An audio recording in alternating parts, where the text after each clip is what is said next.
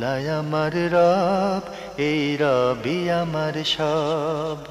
দামে দামে তুন মনে তারি অনুভব। তোমার দুনিয়াতে আমি যেদিকে তাকাই, অথই নিয়ামতে ডুবে আছি সবাই। পাক পাখালির গানে শুনি তসবি কলো রব, তসবি কলো রব। আল্লাহ আমার রব, এই রবি আমার সব। আসসালামু আলাইকুম, আলহামদুলিল্লাহ, আসসালাতু ওয়াসসালামু আলা রাসূলিল্লাহ। প্রিয় দর্শক, আপনারা যারা দেশে আছেন প্রবাসে, সবাইকে জানাই অনেক অনেক প্রীতি ও শুভেচ্ছা। শুরু হলো অ্যান্টিবা আয়োজিত এবং লাভ হলো নিবেদিত অনুষ্ঠান আপনার জিজ্ঞাসা। আপনাদের সাথে আছি আমি জাইনুল আবেদিন আজাদ। আর আপনাদের মনে জাগা প্রশ্নের জিজ্ঞাসার জবাব দিচ্ছেন বিশিষ্ট আলেম ডক্টর মোহাম্মদ সাইফুল্লাহ। আসসালামু আলাইকুম ওয়া রাহমাতুল্লাহি ওয়া বারাকাতুহু। প্রিয় দর্শক, চলুন তাহলে জিজ্ঞাসার জগতে। শুরুতে একটি ইমেল, এটি পাঠিয়েছেন আবদুল্লাহ আল তারেক। লিখেছেন, আমার ভাগ্নি বয়স 4 বছর 4 মাস। সে আমার বাবার সাথে মসজিদে যাওয়ার জন্য জেদ করে এবং তাকে বাবা নিয়ে যান। মসজিদে সে কোনো ঝামেলা করে না, বরং চুপচাপ বাবার অনুকরণ করে নামাজ পড়ে। ছোট মেয়ে হিসেবে তাকে মসজিদে নিয়ে যাওয়াটা কি ঠিক হচ্ছে? ছোট বাচ্চারা যখন মসজিদে আসতে চায়, তাদেরকে মসজিদে নিয়ে আসাই হচ্ছে উত্তম। সেক্ষেত্রে মেয়েদের সাথেই নিয়ে যাওয়া ভালো। কিন্তু যেহেতু আমাদের সোসাইটিতে মেয়েদের মসজিদেরই যাওয়ার ব্যবস্থা রাখা হয়নি এবং মেয়েদের সলাতেরই কোনো ব্যবস্থা নেই, সেক্ষেত্রে যেহেতু শিশু, তিনি যদি মসজিদে তাকে নিয়ে আসা হয় এবং সে যদি ডিস্টার্ব না করে থাকে, তাকে যদি অন্যদের সলাতের ডিস্টার্ব করা থেকে বিরত রাখা যায়, নিয়ে গেলে এটা উত্তম, জায়েজ, কোনো ধরনের অসুবিধা নেই। আল্লাহ রাসূল সাল্লাল্লাহু আলাইহি ওয়াসাল্লামের মসজিদের মধ্যে রাসূলুল্লাহ সাল্লাল্লাহু আলাইহি ওয়াসাল্লামের নাতনি তিনি মসজিদের মধ্যে উপস্থিত হয়ে গিয়েছেন সাহাবায়ে কেরামদের সামনেই। আল্লাহ রাসূল সাল্লাল্লাহু আলাইহি ওয়াসাল্লাম তাকে রাসূলুল্লাহ সাল্লাল্লাহু আলাইহি ওয়াসাল্লাম নিজে গিয়ে টেনে নিয়ে আসছেন। রাসূলুল্লাহ সাল্লাল্লাহু আলাইহি ওয়াসাল্লাম নিজে গিয়ে হাতে করে উঠিয়ে নিয়ে আসছেন। সুতরাং যদি এই ধরনের অবস্থা হয়, তাহলে সেক্ষেত্রে তাকে নেওয়া জায়েজ রয়েছে। তবে এক্ষেত্রে অভিভাবকের দায়িত্ব হচ্ছে যাতে এই ধরনের, যেহেতু তাদের অবুঝ শিশু, তো কোনো না কোনোভাবে ডিস্টার্ব করতে পারে সলাতের, সেক্ষেত্রে যাতে করে অন্য মুসল্লিদের সলাতে ডিস্টার্ব না হয়, এই বিষয়টি তাকে অবশ্যই খেয়াল রাখতে হবে। এই অবস্থায় নিয়ে যাওয়াটা জায়েজ, বরং এটা উত্তমও হতে পারে।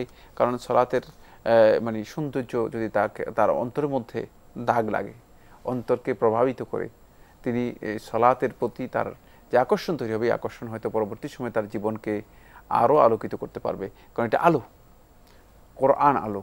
আস-সলাতু নূর, রাসূলুল্লাহ সাল্লাল্লাহু আলাইহি ওয়াসাল্লাম হাদিসের মধ্যে বলেছে সলাত হচ্ছে নূর।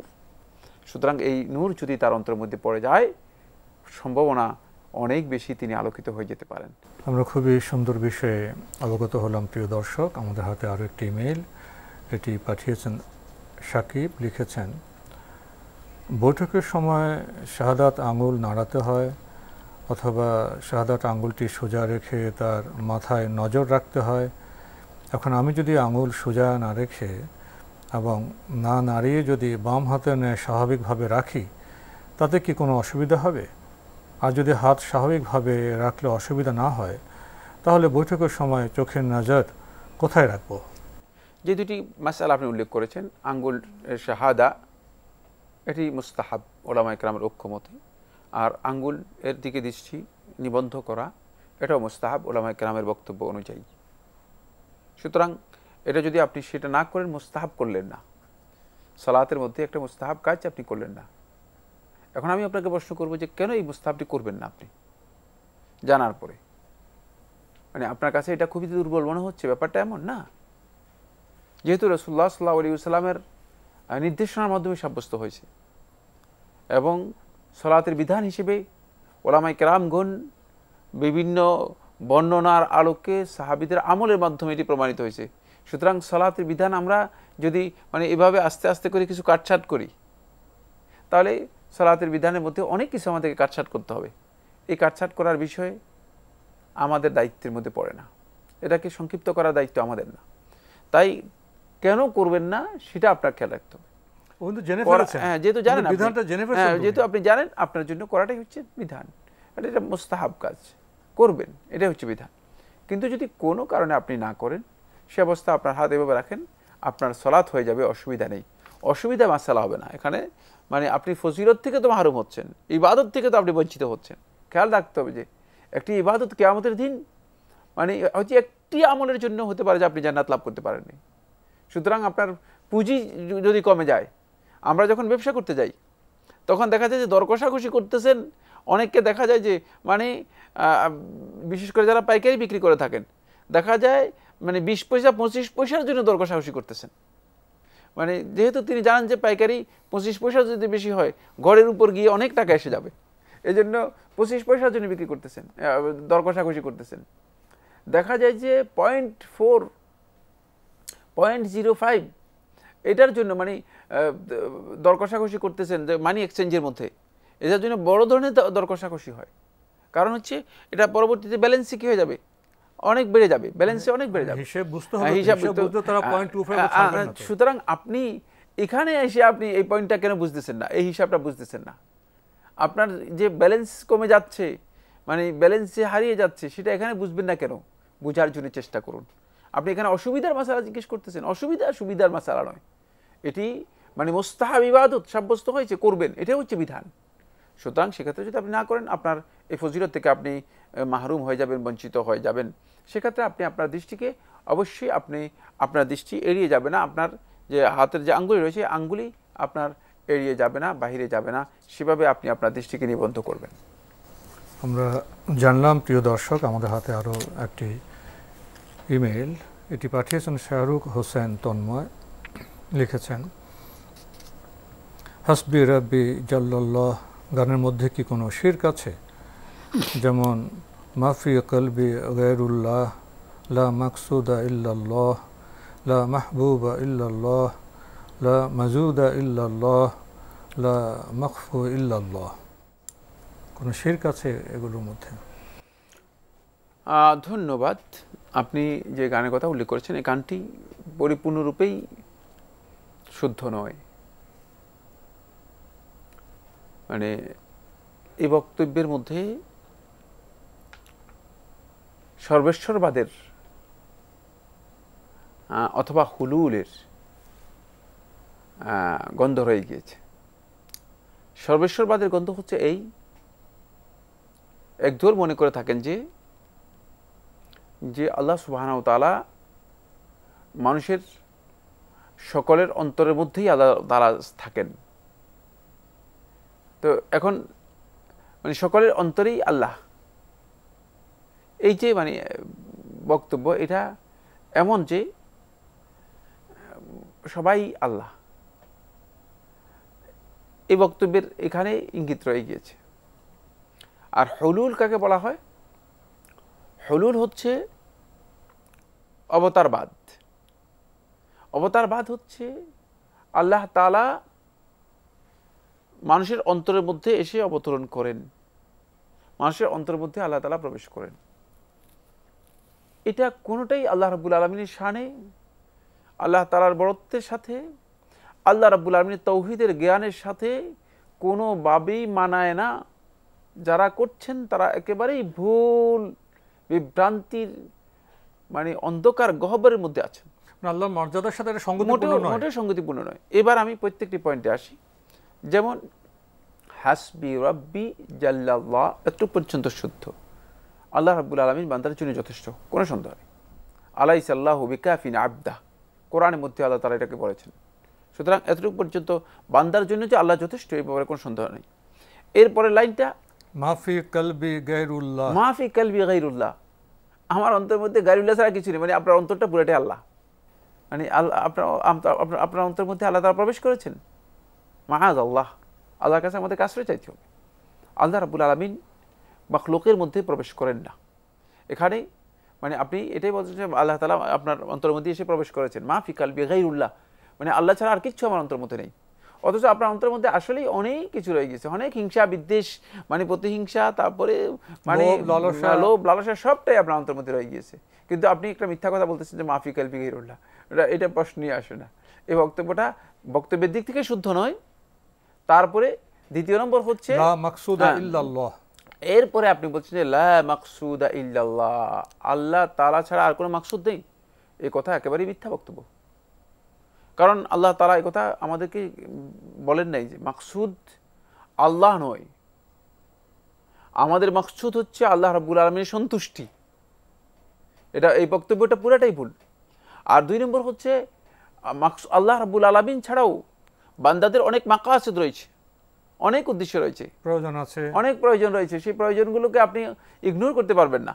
আপনি এখানে এই কথাটায় প্রমাণ করতেছে যে এটা মূলত সর্বেশ্বরবাদ আকীদা, এবং এখানে এই কথাটা রয়ে গেছে। এরপরে বলছেন, তারপরে গিয়ে কি বলতেছে, লা মাহবুবা ইল্লাল্লাহ, লা মাহবুবা ইল্লাল্লাহ, আল্লাহ তাআলা ছাড়া আর কোনো মাহবুব নেই। শুধু আপনি মানে সন্তানদের ভালোবাসার কথা অস্বীকার করবেন, স্ত্রী পরিবারের ভালোবাসার কথা অস্বীকার করবেন, তাহলে বোঝা গেল যে আপনি এখানে মিথ্যাচার করতেছেন, আপনার বক্তব্যের মধ্যে মিথ্যা রয়েছে, সঠিক কথা বলছেন না। আর লা মাহবুবা ইল্লাল্লাহ, আল্লাহ তাআলা যে জিনিসগুলোকে পছন্দ করেন সেগুলোকে পছন্দ করাটাও আল্লাহর বিধান, খেয়াল রাখতে হবে। আল্লাহ তাআলা এই জন্য হ্যাঁ, যেহেতু আল্লাহ রাব্বুল আলামিন বান্দাদেরকে যে জিনিসগুলো পছন্দ করেন সেগুলোই করতে বলেছেন, সুতরাং আমার কাছে আল্লাহর আনুগত্য, আল্লাহর ইবাদত এটি পছন্দের কাজ। আপনি এইখান থেকে ইবাদত থেকে, এই জন্য এটা ইবাদতের বাহিরের একটি বিষয়, এটা হচ্ছে বাউল দর্শন থেকে এসেছে। সে মানে তারা মনে করে থাকে যে মানে এই সব কিছু যা আছে কায়নাতের মধ্যে, এই গোটা সৃষ্টি জগতের মধ্যে সবটাই একটা কেন্দ্রীভূত, সেটা হচ্ছে শুধু আল্লাহ, আর কিছুই না। বিরতিতে যাব, এর আগে একটু সংক্ষেপে এরপরে শেষ, লা মাজুদা ইল্লাল্লাহ, লা মাখফু ইল্লাল্লাহ, এখানে গিয়ে স্পষ্ট করে দিয়েছেন, এখানে গিয়ে আপনার আকীদাটা স্পষ্ট করেছেন, সেটা হচ্ছে লা মাওজুদা ইল্লাল্লাহ, এই গোটা অস্তিত্বকে আপনি অস্বীকার করে বলছেন সবটাই আল্লাহ। এটাই ওই সর্বেশ্বরবাদ। লা মাখফি ইল্লাল্লাহ, কোনো কিছু গোপন নেই, সবটাই তা দেখা যাচ্ছে, সবটাই আল্লাহ। সুতরাং এখান থেকে স্পষ্ট যেটা, সেটা হলো এখানে সর্বেশ্বরবাদের পরিপূর্ণ ঘোষণা দেওয়া হয়ে গেছে। মানে সর্বেশ্বরবাদের মানে প্রথম থেকে শেষ পর্যন্ত আপনাকে উত্তীর্ণ করা হয়েছে এই কবিতার মধ্যে, এই বক্তব্যের মধ্যে। এটি একেবারেই গর্হিত কাজ, গর্হিত বক্তব্য, এখান থেকে আমাদেরকে ফিরে আসতে হবে। জানতে চেয়েছেন অবসর সময়ে ঘরোয়া খেলা বা খেলা দেখা কি জায়েজ যদি ইবাদত বাদ দিয়ে না হয়? হ্যাঁ, অবসর সময়ে আমরা অনেকেই এটাকে মূল্য দিই খুব কম। পরে আব্দুল্লাহ ইবনে আব্বাস রাদিয়াল্লাহু তাআলা বর্ণিত সহিহ বুখারী হাদিসের মধ্যে রাসূল সাল্লাল্লাহু আলাইহি ওয়াসাল্লাম ইরশাদ করেছেন, নি'মাতানি মাগবুনুন ফীহিমা কাসীরুম মিনান নাস, দুটি এমন নিয়ামত আছে যে দুটির ক্ষেত্রে অধিকাংশ মানুষই সবচেয়ে বেশি প্রতারিত হচ্ছে, সবচেয়ে বেশি ঠকে যাচ্ছে। আমরা এক্ষেত্রে সবচেয়ে বেশি ঠকে যাচ্ছি, লোকসানের মধ্যে আছি। এই দুটি নিয়ামতের কথা আল্লাহ রাসূল সাল্লাল্লাহু আলাইহি ওয়াসাল্লাম বলতেছেন, আস-সিহ্হাহ, একটি হচ্ছে সুস্থতা। যখন সুস্থ থাকি আমরা একটুও চিন্তা করি না যে আমি এই সময়টাকে, সুস্থটাকে কাজে লাগাচ্ছি না, একদিন আমি অসুস্থ হয়ে যাব, কিছু করতে পারবো না। দ্বিতীয় হচ্ছে আল ফারাগ, অবসর সময়। অবসর সময় যে আমার এখন আছে, সামনে যে আমার অবসর সময় থাকবে না, এটাকে কাজে লাগাই না আমরা। আপনি এই জন্য অবসর সময়টাকে আপনি ফালতু কাজের জন্য একটা প্ল্যান দিচ্ছেন, অথচ আল্লাহর নেক বান্দাগণ যারা আল্লাহ রাব্বুল আলামিনের নৈকট্য লাভ করতে পেরেছে, তারা অবসর সময় তালাশ করে বের করতো যে অবসর সময়টাকে কিভাবে মানে ভালো করে কাজে লাগানো যায়। তাই ওয়াক্তুল গাফলা, অবসর সময়, যখন কাজের ব্যস্ততা থাকে না, এই সময় থেকে তারা বের করেছেন। এই সময়কে বের করে তারা পেয়েছেন গোটা মানে 24 ঘন্টার মধ্যে 2টা সময় রয়েছে ওয়াক্তুল গাফলা। খুবই গুরুত্বপূর্ণ কথা বলছি, খুবই গুরুত্বপূর্ণ। 2টি সময় পেয়েছেন তারা ওয়াক্তুল গাফলা, মানে অবসর সময়। যে অবসর সময়টা মানুষ মানে বেশিরভাগ মানে গাফেল, অমনোযোগী হয়ে নষ্ট করে ফেলে, মানে অথচ মানুষের ব্যস্ততা থাকে না। একটি হচ্ছে মাগরিব থেকে এশার এই সময়টুকু, আর আরেকটি হচ্ছে ওয়াক্তুল গাফলা, সেটা হলো যখন সূর্য প্রখর হয়ে যায়, কাজ করতে মানুষ মানে অনেকটা ব্যর্থ হয়, এর থেকে সূর্য মানে হেলে যাওয়ার আগ পর্যন্ত এই সময়টুকু, এটা হচ্ছে ওয়াক্তুল গাফলা। ফলে ওলামায়ে কেরামগণ আল্লাহ রাসূল সাল্লাল্লাহু আলাইহি ওয়াসাল্লামের নির্দেশনার আলোকে এই দুটি সময়কে ইবাদতের জন্য, যাতে করে ইবাদতের মাধ্যমে ভরপুর করা যায়, এই দুটি সময়ে নফল ইবাদত করতেন অনেক বেশি। তাই এই নফল ইবাদতটাকে সলাতুল গাফলা বলা হতো, অথবা সলাতুল আউয়াবিন বলা হতো, আউয়াবিনের সলাত বলা হতো। কেন? এই কারণে বলা হতো যাতে এই মানে গাফলাতের সময়, এই অবসর সময়টাকে সত্যিকারভাবে আমরা কাজে লাগাতে পারি। কোনো সন্দেহ নেই, অবসর সময় যদি কোনো বৈধ কাজ হয় আর বৈধ খেলা হয়, আপনি যদি সেটা দেখেন আপনার জন্য জায়েজ রয়েছে, আপনি করতে পারবেন, কিন্তু সেটা বৈধ হতে হবে। আর এই বৈধতার বিষয়টি বর্তমানে খুব কঠিন। সেটা হলো খেলার সাথে আসলে বর্তমানে পর্নোগ্রাফি যোগ হয়ে গিয়েছে। খেলা দেখবেন, খেলা সেখানে আপনি দেখবেন যে এমন এক মানে পরিবেশ তৈরি করেছে, যে পরিবেশ মানে আপনি খেলা দেখা আপনার জন্য সহজ হবে না, কঠিন হবে। এই ধরনের ক্ষেত্রে অবশ্যই আমাদেরকে পরিহার করতে হবে। আপনি আরও জানতে চেয়েছেন তাস, ক্যারাম, লুডো এসব ঘরোয়া খেলা কি ইসলাম সম্মত যদি এতে জুয়া না থাকে? তাস, ক্যারাম, লুডো এই তিনটি হারাম, রাসূলুল্লাহ সাল্লাল্লাহু আলাইহি ওয়াসাল্লাম নিষেধ করেছেন, সুতরাং এটি ঘরোয়া খেলা কিন্তু হারাম। আমাদের হাতে আরও একটি ইমেল পাঠিয়েছেন মোহাম্মদ হাফিজুর রহমান। লিখেছেন, ক্রিকেট খেলে উপার্জন করা টাকা কি হালাল? হ্যাঁ, ক্রিকেট খেলা, ক্রিকেটের যেই মানে খেলার যে পদ্ধতি সিস্টেম রয়েছে, এতে যদি জুয়া না থাকে তাহলে এই প্রকারের খেলা হালাল, জায়েজ। তাহলে এরই মাধ্যমে যদি কারো উপার্জন আসে, তার এই উপার্জনটাও হালাল হবে, বৈধ হবে, হারাম হবে না। কিন্তু শর্ত হচ্ছে এটি জুয়ামুক্ত হতে হবে। খেয়াল রাখতে হবে যে মানে তার এই খেলার পদ্ধতি জুয়ামুক্ত হতে হবে। যদি এর মধ্যে জুয়া থেকে যায় তাহলে কিন্তু হারাম হবে। যেহেতু তিনি পরিশ্রম করছেন, খেলছেন, খেলাটা এখন আগের অবস্থায় নেই। আগে একসময় খেলার মানে আমরা যে স্ট্যাটাস দিতাম সেটা হচ্ছে খেলাটাকে অনেকটা বিনোদনের মতো মনে করা হতো। আর বিনোদনের কারণেই লোকেরা খেলতো নিজেদের মানে মানসিক প্রশান্তির জন্য, তারপরে বিনোদন লাভ করার জন্য, এবং এর মাধ্যমে অন্যরাও বিনোদন পেত। কিন্তু বর্তমানে খেলা বিনোদন থেকে খেলার স্ট্যাটাস অন্যদিকে চলে গিয়েছে। খেলাটা এখন প্রফেশনে পরিণত হয়েছে। এখন শুধু বিনোদন নয়, এটা প্রফেশনে চলে গিয়েছে। খেলা যারা মানে খেলোয়াড় খেলছেন তারা অধিকাংশই প্রফেশনাল, এবং খেলছেনও মূলত তারা মানে আর্থিক সুবিধার জন্যই খেলছেন, চুক্তিবদ্ধ হয়ে খেলছেন। সেক্ষেত্রে তাদের এই কাজটি বৈধ হবে দুইটি দিক থেকে। একটা হচ্ছে খেলাটা যদি হারাম না হয়ে থাকে, মৌলিকভাবে খেলাটা যদি হারাম না হয়ে থাকে, যেটা যে খেলার মধ্যে যদি কেমার, যেই মোকামারা, জুয়া আছে, এই জুয়া যদি না থাকে, তাহলে তাদের এই খেলার এই চুক্তিবদ্ধ হওয়া জায়েজ রয়েছে, এবং এর মাধ্যমে উপার্জন করাও তাদের জায়েজ হবে, হালাল হবে। প্রিয় দর্শক, আমরা জানলাম আমাদের হাতে একটি চিঠি, শুধু চিঠি নয়, দীর্ঘ চিঠি। এটি পাঠানো হয়েছে দুনিয়া কলেজ ও বিশ্ববিদ্যালয়, দুনিয়া, ঢাকা থেকে। লিখেছেন, রাসূল সাল্লাল্লাহু আলাইহি ওয়াসাল্লাম বলেছেন, আল্লাহ আজ্জা ওয়া জাল্লা কিয়ামতের দিন বলবেন, হে আদম সন্তান, আমি অসুস্থ ছিলাম, তুমি আমাকে দেখতে আসোনি। সে বলবে, হে প্রভু, কিভাবে আমি আপনাকে দেখতে যাব? আপনি তো সারা জাহানের পালনকর্তা। তিনি বলবেন, তুমি কি জানতে না যে আমার অমুক বান্দা অসুস্থ ছিল, তুমি তাকে দেখতে যাওনি? তুমি কি জানতে না যে তুমি যদি তাকে দেখতে যেতে তাহলে অবশ্যই তুমি আমাকে তার কাছে পেতে? এরপর আপনি আবার প্রশ্ন করেছেন, কাদের হক অবস্থা হলে দেখতে যাওয়া? সাধারণ অসুখ, জ্বর, ঠান্ডা, মাথা ব্যথা হলেও কি দেখতে যাব? অসুস্থ ব্যক্তির কাছে আল্লাহ তাআলাকে কিভাবে পেতাম? নারীরা পর্দার ইবাদতে ব্যাঘাত হবে, এই জন্য কি যে আত্মীয়দের হক আছে তাদের দেখতে না গেলে গুনাহগার হবে?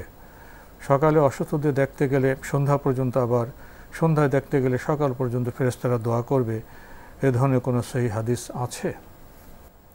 অসুস্থতা আল্লাহ রাসূল সাল্লাল্লাহু আলাইহি ওয়াসাল্লাম কেমন বলে দিয়েছেন, ইয়াদাতুল মারিদ, মানে অসুস্থ বলতে যেটাকে বোঝায়, এই ধরনের ব্যক্তিকে আপনি যদি দেখতে যান এবং গিয়ে যদি তার জন্য দোয়া করেন, অথবা মানে তার শুশ্রূষার কিছু সেবা করার জন্য চেষ্টা করেন, তাহলে আপনি এই ফজিলত পেয়ে যাবেন।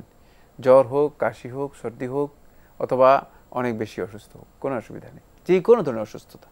যেহেতু মানে এখানে এই কথা উল্লেখ করা হয় নাই যে মানে এরকম অসুস্থ হলে যাবে, যে কোনো ধরনের অসুস্থতা, সেটা সাধারণ অসুস্থতা হোক, ঠান্ডা, সর্দি, জ্বর, কাশি হোক, সেক্ষেত্রেও আপনি মানে যদি যান, আপনি অবশ্যই এই ফজিলত পেয়ে যাবেন, কোনো সন্দেহ নেই।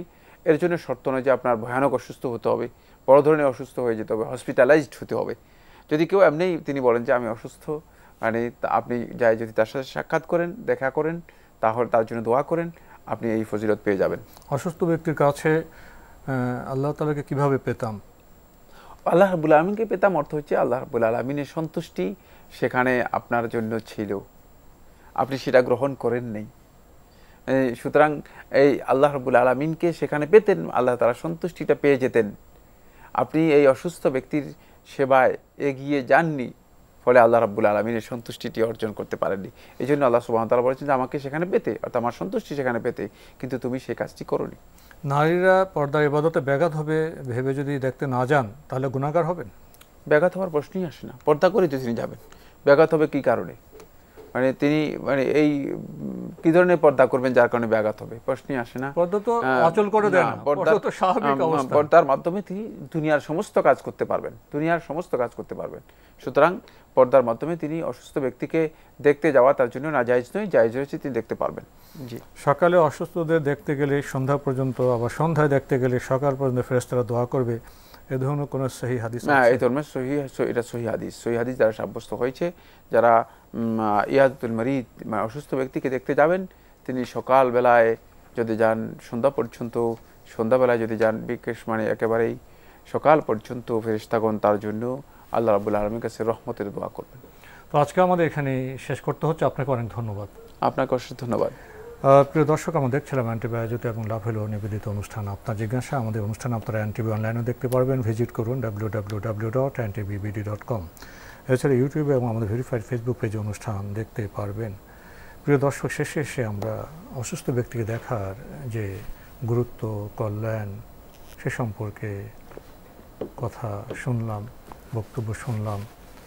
এর তাৎপর্য উপলব্ধি করলে বোধহয় আমাদের সমাজ আরও অনেক সুন্দর হয়ে যেতে পারে। চিঠি লিখুন, প্রশ্ন পাঠান আমাদের ঠিকানায়। পরিচালক আপনার জিজ্ঞাসা, এনটিভি, বিএসসি ভবন, 7ম তলা, 102 কাজী নজরুল ইসলাম এভিনিউ, কারওয়ান বাজার, ঢাকা 1215। আপনারা ইমেলও করতে পারেন। আমাদের ইমেল অ্যাড্রেস আপনার জিজ্ঞাসা @ntvbd.com।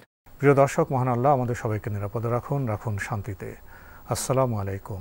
আল্লাহ আমার রব, এই রবি আমার সব, দামে দামে তুন মনে তারি অনুভব। আল্লাহ আমার রব, এই রবি আমার সব।